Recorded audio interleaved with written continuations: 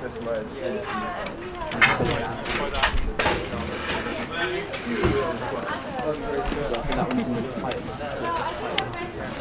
Alright, I shouldn't it? Yeah. You're not going to be able to lift that. No? We're not. How heavy is it? You can try.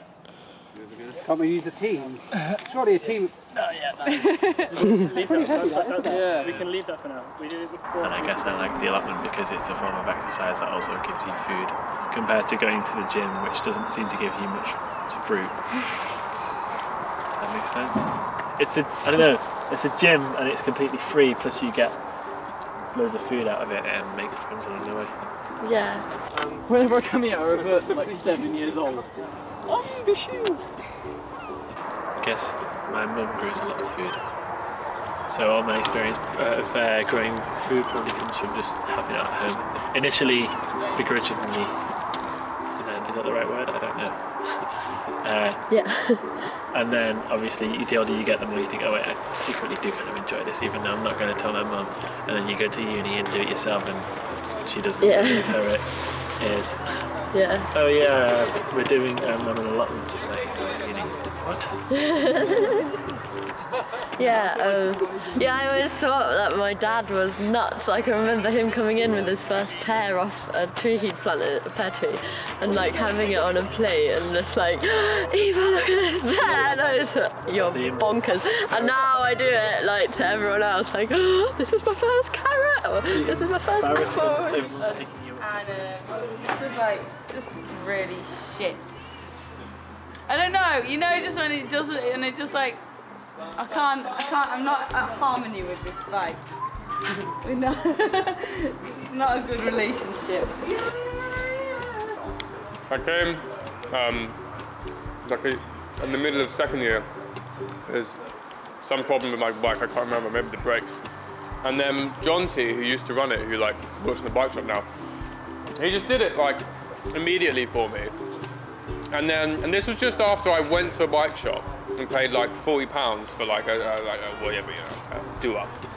And it was completely free and it took 2 seconds, and it was like, well, why don't I just learn to have this skill and I won't have to like pay people money and wait ages for like simple stuff to be done. So I just came to volunteer, and now I just do it a lot. Have you ever wanted a lentil really badly, but it's been too much money? Well, come to Scoop!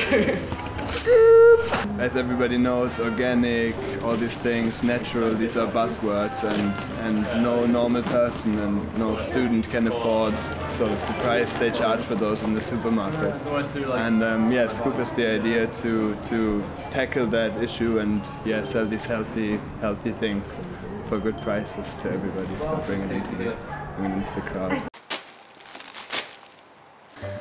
But I see buying vegetables, buying a veg box with shoots, as it is so cheap and as it's like kind of bypassing supermarkets, is actively fighting capitalism as well. So I kind of come from it on the environmental angle and like eating healthily, but also I don't like supermarkets. I don't like the waste they produce and the way they treat farmers and employees.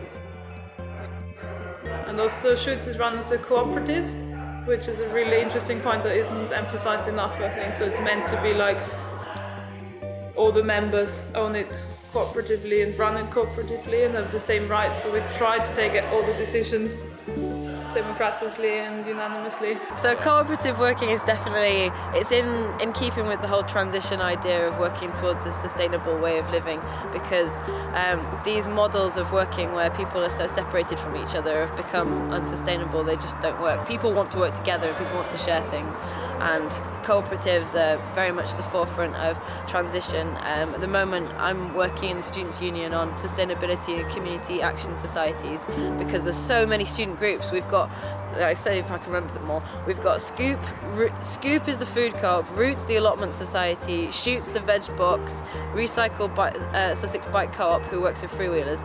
They all work as cooperatives, and people aren't aware that that's so radically different, because it's just a default that those people have started working in, because it makes sense, because it's working together and it's sharing the positives, it's sharing the workload, and everyone feels the value of being part of something altogether. I love working with bikes. Like, I think it's really fun, but for me it's always kind of been about, like, I moved to a kind of less damaging, more low carbon kind of world, if it were. And so, like, you know, I find stuff like a lot of kind of, because I feel incredibly passionate about that, but like so much of, so many ways like kind of, that you try to get involved, they end up being quite negative in terms of like, not necessarily negative, but very complicated. There's a lot of, in Sussex especially, there's a lot of direct political action, there's a lot of direct political protest, and this is sort of the opposite part to this, because direct action is really important and political engagement is really, really important, and I think it's really important to be part of that, but for a sort of fully engaged life and for a fully engaged society, you also need a healthy community, you need healthy, giving, kind individuals who engage in their community to make it more full and more wholesome and build the activism and build the resistance on a wholesome basis. So, and this is sort of the gap that we're trying to fill with the sustainable and community action societies, to create that space for kindness and giving and volunteering without expecting rewards. Sussex is already leading the way. There's the vanguard of student cooperatives, in my opinion. Maybe I'm just being a little bit biased, but Sussex has got this incredible group of students who are doing a lot of amazing work around the notion of cooperative and working together, and it would be silly to ignore those student passions. They should be fostered and developed and looked after. So that's the point of it. The amazing thing about students is that they have the capacity to actually do something as well. We're permitted to just think and sit and think.